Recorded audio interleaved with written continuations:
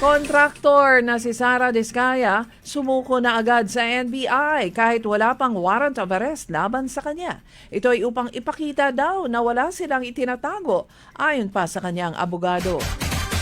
Kampo ng negosyanteng si Atong Ang nagharap ng motion for reconsideration matapos na irekomenda ng Department of Justice na kasuhan siya dahil sa mga nawawalang sabongero.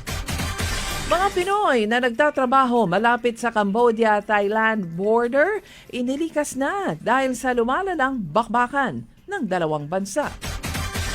5-day wellness leave ng mga kwalipikadong kawani at opisyal ng pamahalaan, inaaprubahan na ng Civil Service Commission. Ito ay upang palakasin ang workplace strategies na naaayon sa Mental Health Act.